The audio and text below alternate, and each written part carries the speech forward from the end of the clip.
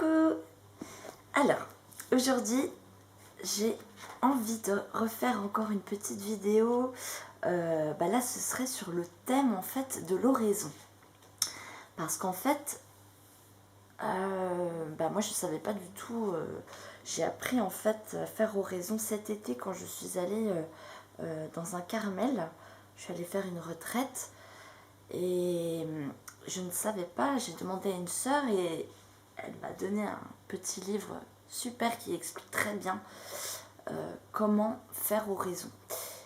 Et je vais donc vous lire les notes que j'ai prises et qui condensent l'essentiel. Donc l'oraison, c'est quoi? L'oraison, c'est une conversation avec Dieu dans laquelle vous lui manifestez les désirs de votre cœur.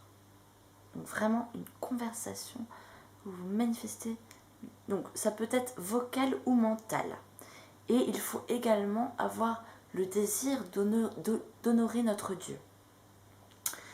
Donc l'oraison mentale consiste à parler cœur à cœur avec Dieu, d'une manière spontanée. Donc l'amour est la substance de la vie contemplative. Sainte Thérèse dit que l'oraison consiste non à penser beaucoup, mais à aimer beaucoup. Dieu demande à l'homme le don de sa volonté, un don total. Il ne dépend pas de nous d'éprouver l'amour sensible, mais il dépend de nous d'aimer avec la volonté.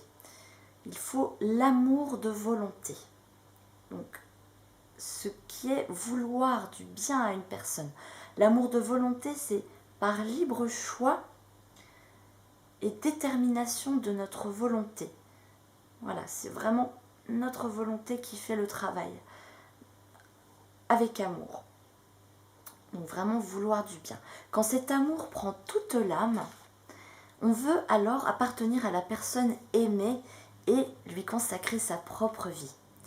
C'est là où on fait la différence avec l'amour sensible, parce que dans l'amour sensible, en fait, il faut presque éviter l'amour sensible dans l'oraison, parce qu'on cherche un réconfort, une consolation dans l'amour sensible. On se cherche nous-mêmes et on ne cherche pas Dieu. Quand on cherche un réconfort dans l'oraison, c'est pour nous. Et du coup, il ne faut pas rechercher ça. Il faut vraiment, par un effort de volonté, aimer le Seigneur, l'honorer, le louer. Donc, maintenant, je vais vous donner la méthode d'oraison mentale carmélitaine. Donc, d'abord, premièrement, se mettre près du Seigneur, nous mettre en sa présence avec une vive foi et humilité d'âme en se reconnaissant fille de Dieu. Il faut avoir le cœur libre. Donc ensuite, normalement, il y a une lecture, mais ça, c'est pas obligatoire. Mais vous pouvez ensuite lire une phrase pour vous aider dans votre oraison. Mais c'est bon, c'est pas obligé. Donc cette lecture, nous sert à fournir un sujet pour la conversation affectueuse. Voilà, ne jamais oublier que l'oraison, c'est une conversation affectueuse. Donc ensuite, vous passez à la méditation ou réflexion personnelle sur le don divin ou le mystère de la lecture. Voilà, donc l'un ou l'autre. Ça a un but intellectuel et affectif sur l'amour de Dieu, l'appel d'amour adressé par Dieu à notre âme. La méditation nous prépare justement à la conversation amoureuse. Ensuite, troisièmement, donc vous allez passer au colloque affectueux. Et là, c'est la partie centrale de l'oraison. C'est vraiment votre conversation intime et amoureuse. C'est un dialogue entre amoureux, véritablement. C'est répondre à son amour pour nous et l'aimer en retour. Voilà, donc là, le temps que vous voulez, vous faites ce colloque affectueux. Ensuite, vous devez rendre grâce.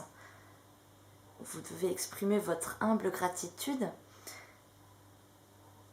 Ensuite, l'offrande ou la reconnaissance amoureuse. Et enfin, vous pouvez terminer par la demande ou la prière. Et vous pouvez implorer son aide face à notre indigence, notre pauvreté à ce moment-là. Voilà, parce que c'est ça moi que je confondais au début, c'est que l'oraison, ce n'est pas comme la prière. On ne fait pas vraiment de demande en fait, on ne fait pas de demande. Enfin, à la fin, à la toute fin, vous pouvez. Mais l'essentiel de l'oraison, c'est justement ce colloque affectueux, cette conversation cœur à cœur que vous allez vivre avec votre Seigneur. Mais il faut s'abandonner, il faut laisser couler avec l'amour de volonté. Il faut vraiment avoir cette volonté de louer le Seigneur, mais ne pas partir dans des demandes et voilà. Ensuite, il faut conserver le contact avec Dieu tout au long de la journée, pendant nos occupations, en ayant l'attitude d'une humble confiance, comme des enfants indigents.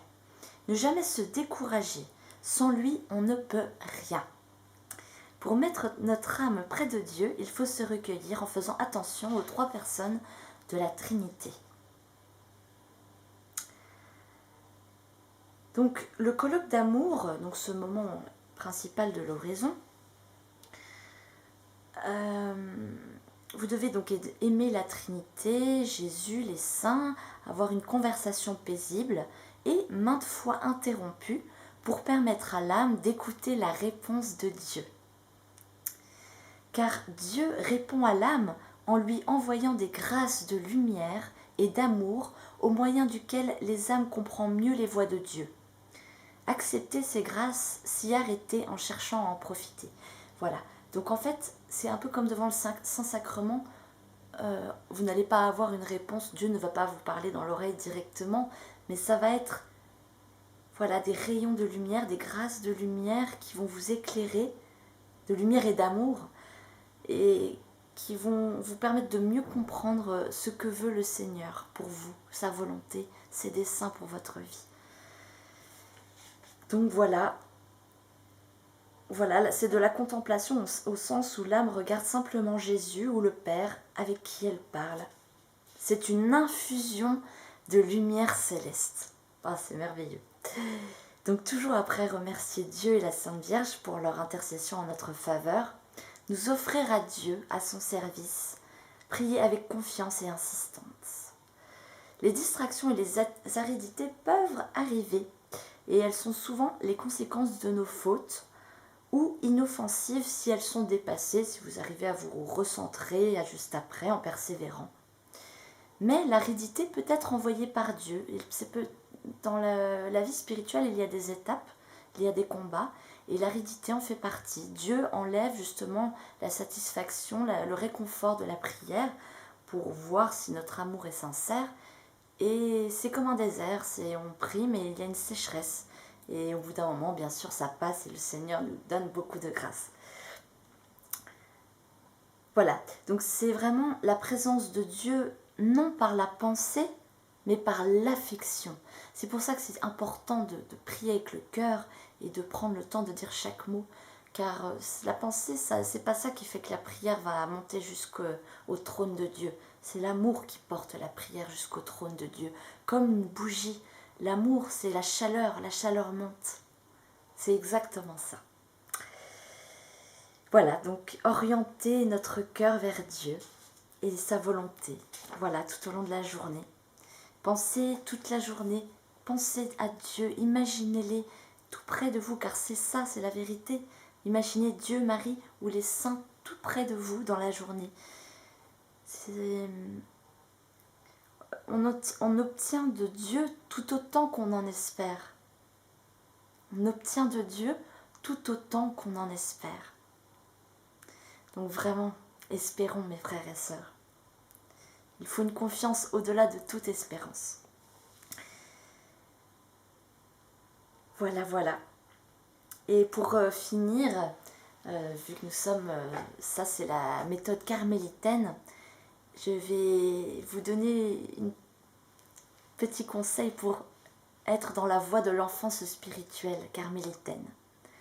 Il est important de rester petite, de le devenir, de le devenir de plus en plus par l'étroit sentier qui mène au ciel. Pour cela, il faut l'humilité, ne jamais se décourager devant nos faiblesses, jamais. L'humilité, car de soi-même on ne peut rien. l'âme ne compte pas sur elle. Ensuite, la pauvreté, en se disant que nous n'avons rien et que tout nous vient de Dieu. Nous sommes pauvres, humbles et en ayant toujours confiance, espérance, charité et abandon. Voilà.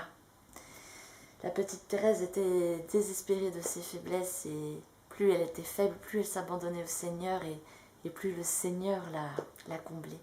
Donc gardons toujours espoir. Il n'est jamais trop tard. Voilà mes frères et sœurs, soyez bénis. Merci à tous. Je vous fais des gros bisous. Vous êtes très gentils, vos commentaires me font très très plaisir. Je prie pour chacun de vous.